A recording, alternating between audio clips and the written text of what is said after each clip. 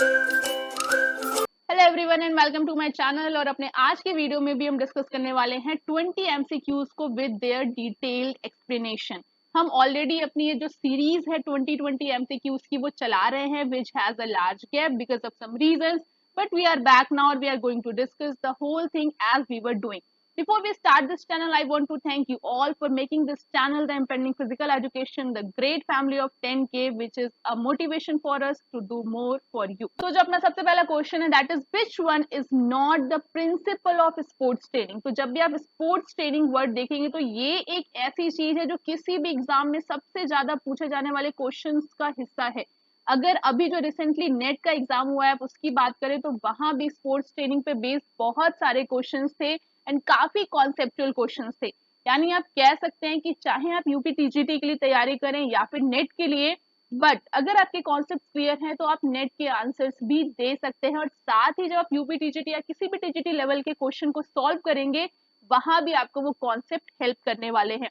So the question is which one of the following is not a principle of sports training. Sports training के बहुत सारे principles है, usually 10 principles के around हम पढ़ते हैं. उसमें से जो इसमें लिखे हैं हमें बताना है कि इनमें से कौन सा स्पोर्ट्स ट्रेनिंग का प्रिंसिपल नहीं है. So the very first thing is principle of overload. तो अगर हम बात करें कि प्रिंसिपल ऑफ ओवरलोड होता क्या है, तो प्रिंसिपल ऑफ ओवरलोड जो है वो एडेप्टेशन की बात करता है. यानी जब भी आप किसी को ट्रेनिंग देते हैं तो आप उसके नॉर्मल स्ट्रेस लेवल से थोड़ा ज्यादा लोड देते हैं सो दैट वो ज्यादा चीजें अडेप्ट कर सके. प्रिंसिपल ऑफ इंडिविजुअलिटी बोलता है कि हर एक इंडिविजुअल की इफिशिएंसी अलग होती है, उसकी कैपेसिटी अलग होती है. तो अगर उसकी कैपेसिटी और इफिशिएंसी के हिसाब से ट्रेनिंग दी जाए तो वो जो ट्रेनिंग है वो ज्यादा इफेक्टिव होती है. फिर यहाँ पे प्रिंसिपल ऑफ स्पेसिफिसिटी जो कहता है कि आप जिस चीज के लिए ट्रेनिंग दे रहे हैं अगर वही चीज करेंगे तो वो चीज ज्यादा इनहेंस करेगी ट्रेनिंग को. अगर इसके क्वेश्चन की बात करें तो यहाँ पे प्रिंसिपल ऑफ स्पेसिफिसिटी लिखा है और ऐसा ही रिलेटेड एक क्वेश्चन पीएचडी के एंट्रेंस एग्जाम में आया था जहां पे ये पूछा था कि अगर कोई साइक्लिस्ट है तो वो इनमें से कौन सी तरह की ट्रेनिंग करेगा. यानी जब भी आप एक क्वेश्चन कर रहे हैं तो ऐसा नहीं है कि जो उसका लेवल है वो सिर्फ एक एग्जाम तक फिक्स है. It's all about your concept. अगर आप अपने कॉन्सेप्ट क्लियर करते हैं then you can attempt more than 10 exams related to physical education. तो यहाँ पे प्रिंसिपल ऑफ स्पेसिफिसिटी ये बोलता है कि आप जिस तरह के गेम की ट्रेनिंग कर रहे हैं आपको उसकी ही प्रैक्टिस ज्यादा करनी है.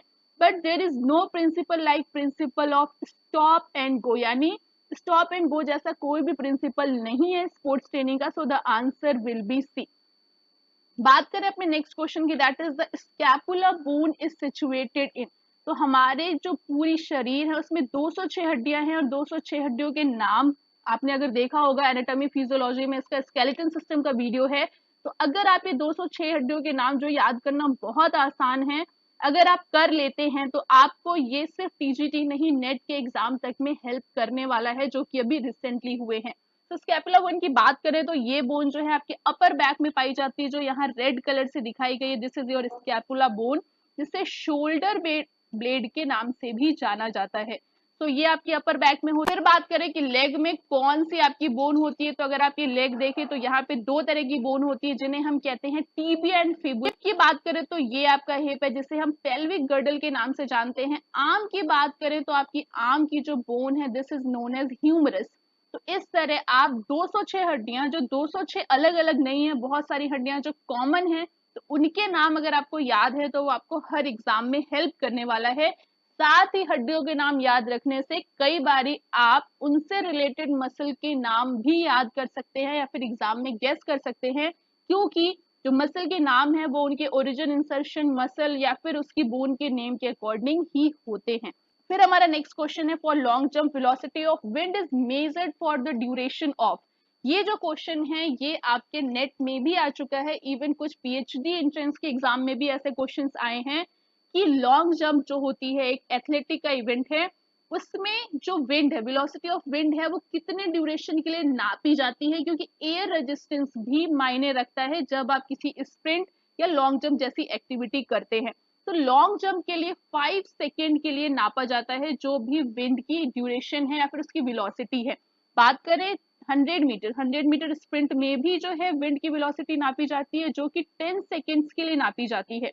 और जो हर्डल्स होते हैं 100 मीटर हर्डल जो कि फीमेल के लिए या फिर वुमेन के लिए होता है एंड 110 मीटर हर्डल जो कि मेन के लिए होता है, इन दोनों में 13 सेकेंड के लिए वेलोसिटी ऑफ विंड नापी जाती है। ये सारे जो चीजें हैं बहुत ज्यादा नहीं, लेकिन फिर भी ये चीजें आपके लिए इम्पोर्टेंट हैं, क्योंकि ये भी जो है बहुत टेक्निकल सी चीजें हैं जो आपको अब एग्जाम्स में पूछी जाने लगी हैं।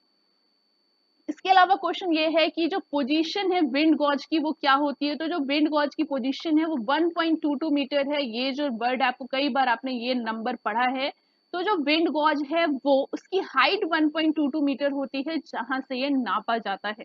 तो ये सारी जो चीजें हैं इतनी इनफ है क्वेश्चन के लिए। फिर हमारा नेक्स्ट क्वेश्चन है विच of the following is not a cognitive disability. तो बात करें कॉग्निटिव डिसेबिलिटी क्या होता है, तो इसके बारे में आप बहुत अच्छे से पढ़ सकते हैं क्लास 12th में। सीबीएसई में जो CWSN का चैप्टर है वहां पर कॉग्निटिव डिसेबिलिटी, इंटेलेक्चुअल डिसेबिलिटी, इन सबके बारे में लिखा हुआ है। तो कॉग्निटिव डिसेबिलिटी को एक तरह से इंटेलेक्चुअल इम्पेयरमेंट कहते हैं, जिसमें मेंटल फंक्शनिंग जो है like communication, self help, social skills ये सब कम होती है, या फिर शॉर्ट में बोले उसकी जो IQ है वो 70 से 75 से कम होती है। या फिर जितने भी कॉग्निटिव डिसेबिलिटी वाले लोग होते हैं उनकी IQ नॉर्मली 50 से 55 होती है। IQ निकालने के फॉर्मूले की बात करें तो ये भी एग्जाम में आ चुका है। IQ निकालने का जो फॉर्मूला है वो होता है mental as upon chronological age into 100। तो यहाँ पे क्वेश्चन में पूछा गया है विच of the following is not a cognitive disability. तो जो डायस्लेक्सिया है ये एक तरह की कॉग्निटिव डिसेबिलिटी है। हाइपर एक्टिविटी, मेमोरी डिसऑर्डर, ये सब कॉग्निटिव डिसेबिलिटी हैं। बट जो सेंसरी इंपेयरमेंट है ये कॉग्निटिव डिसेबिलिटी में नहीं आता है। क्लास 12 की अगर आप बुक पढ़ी होगी या फिर वहां पे अगर आपने ये चैप्टर पढ़ा है तो आपने ये चीज वहां पर पढ़ी होगी। फिर हमारा नेक्स्ट क्वेश्चन है pituitary gland is found in. तो पिट्यूटरी ग्लैंड जिसे हम मास्टर ग्लैंड के नाम से भी जानते हैं, एंड ग्लैंड पे बेस्ड क्वेश्चन भी अभी रिसेंटली नेट के एग्जाम में आया था। थोड़ा सा डीप क्वेश्चन था लेकिन फिर भी कॉन्सेप्ट बेस्ड क्वेश्चन था वो भी। तो पिट्यूटरी ग्लैंड जो है वो कहाँ पे पाया जाता है, वो आपके ब्रेन में पाया जाता है। लेकिन यहाँ जो ऑप्शन है वो कहीं आपको ब्रेन नहीं मिल रहा है, so the answer will B cranial cavity. Pituitary gland जो है वो बहुत छोटा सा होता है, यानी एक मटर के दाने के बराबर होता है। जब आपको यहाँ पे दिख रहा है दिस इज पिट्यूटरी ग्लैंड, और ये हाइपोथैलेमस से अटैच्ड होता है। फिर हमारा नेक्स्ट क्वेश्चन है in which of the following exercise work done is not considered as work scientifically. तो यहाँ जो क्वेश्चन है उसको हम समझ लें। वर्क डन है, अगर हम फिजिक्स की भाषा में बात करें तो वर्क डन का फॉर्मूला होता है force into displacement.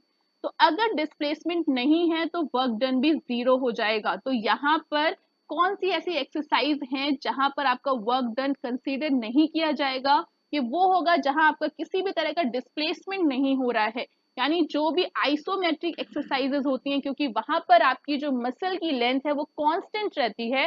That's why that will be zero work done, क्योंकि आप काम कर रहे हैं, आपकी बॉडी जो है वहां पे एनर्जी का एक्सपेंडिचर हो रहा है, but according to physics in term of work done that will be zero. इसलिए जो आंसर है वो होगा आपका आइसोमेट्रिक। फिर हमारा नेक्स्ट क्वेश्चन है parietal bone is situated in. तो यहाँ पर हम ऑलरेडी डिस्कस कर चुके हैं। एक क्वेश्चन जो है वो आपका बोन से रिलेटेड है, जो कि 206 हड्डियां आपकी ह्यूमन बॉडी में होती हैं।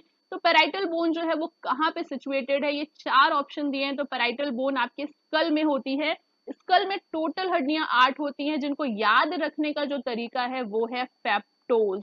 यहाँ पर आपकी 6 तरह की हड्डियां आपके स्कल में पाई जाती हैं। एफ का मतलब होता है फ्रंटल बोन जो कि एक होती है। ई फॉर एथमोइड होता है जो कि एक होती है। पी फॉर होता है पेराइटल जो कि दो होती है, ये आपका सेंटर वाला हिस्सा है। टी फॉर टेम्पोरल, ये भी दो होती है जो कि आपके कान के ऊपर वाला हिस्सा है। ओ फॉर होता है ऑक्सीपिटल जो कि आपके पीछे होता है, यानी आपके दिमाग का पीछे वाला हिस्सा। एंड एस फॉर स्पेनोइड जो कि आपके आंख के पीछे का हिस्सा होता है। तो यहाँ पर ये दोनों जो है ये एक एक होती हैं, बीच वाली जो दो है ये दोनों दो होती हैं और ये एक होती हैं।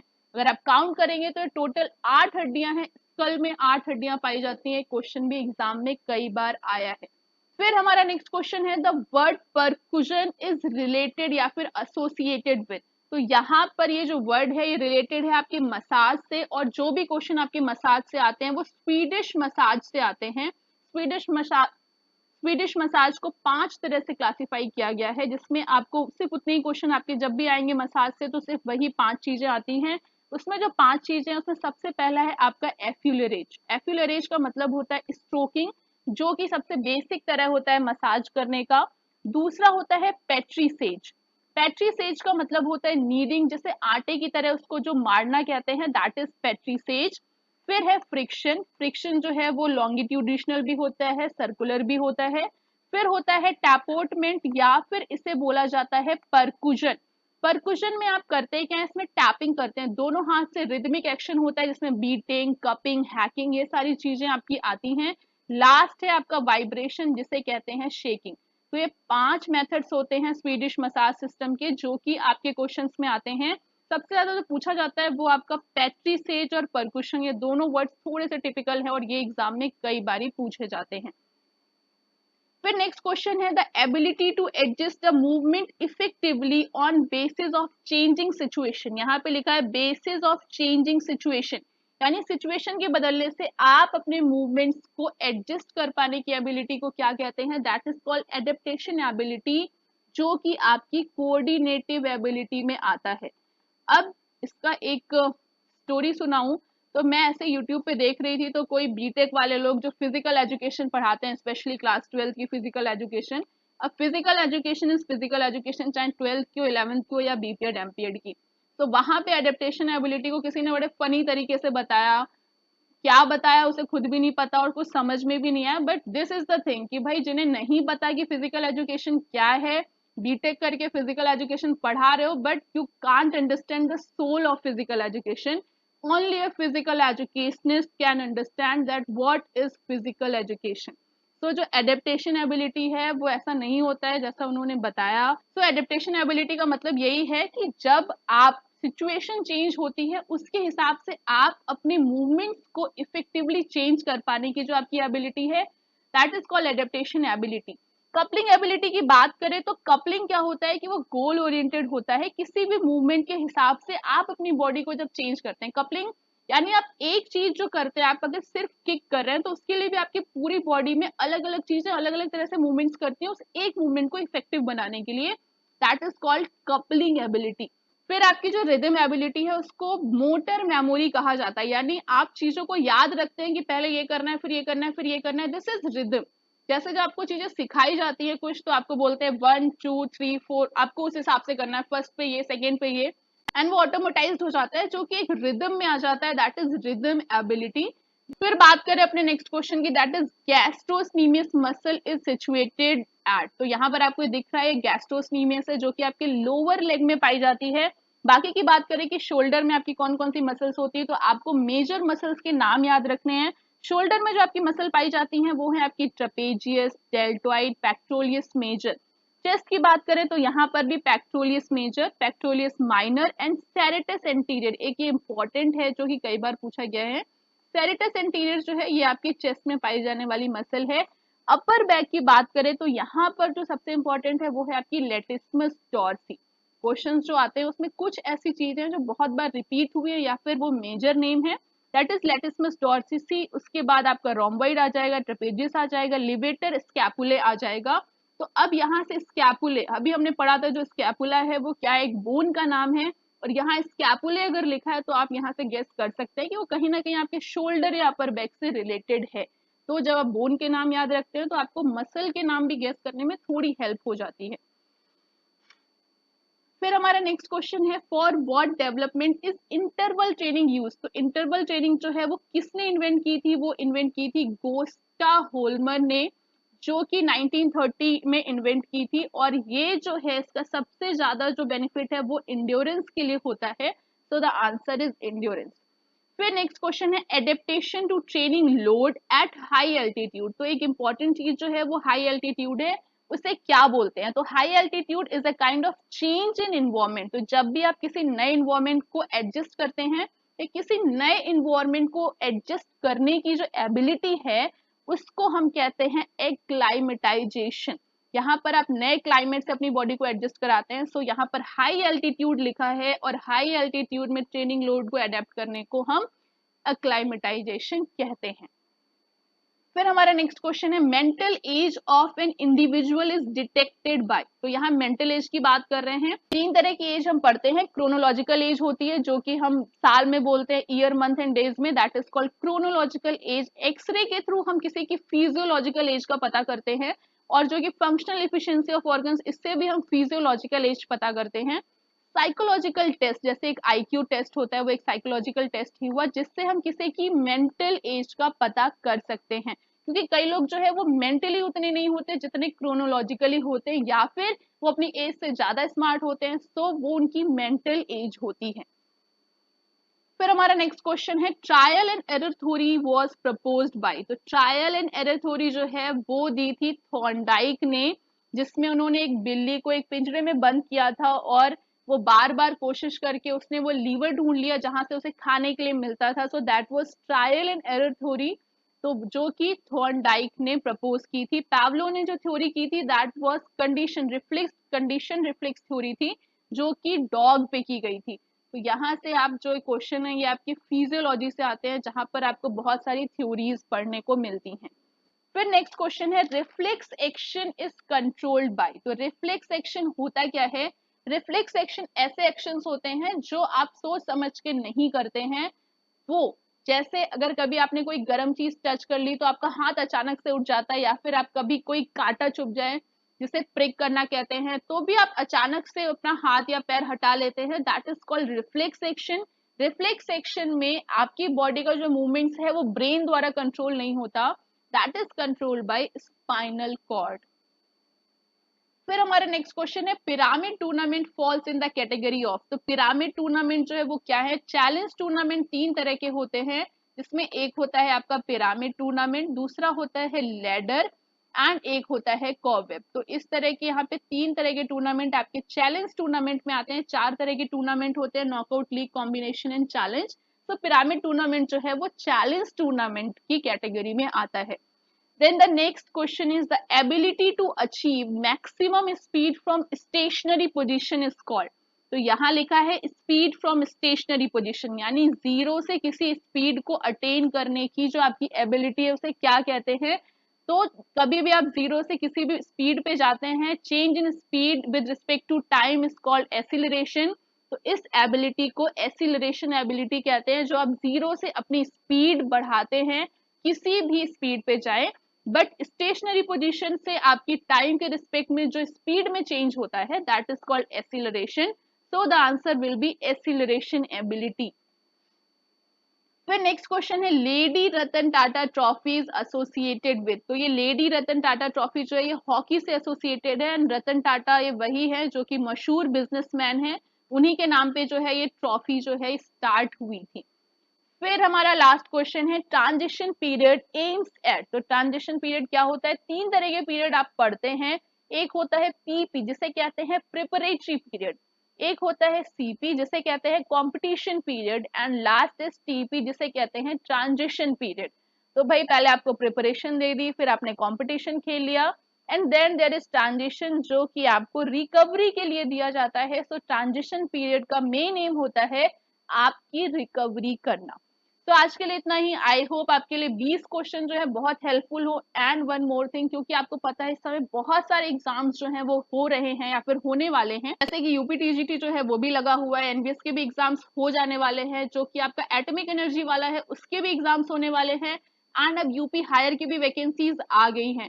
तो this is a high time, जब आप अगर थोड़ा सा भी अपना टाइम इन्वेस्ट करेंगे तो आपको उसका बहुत अच्छा बेनिफिट मिलने वाला है। तो आज के लिए इतना ही। आई होप आपके लिए वीडियो हेल्पफुल हो। For such more content keep watching and stay tuned.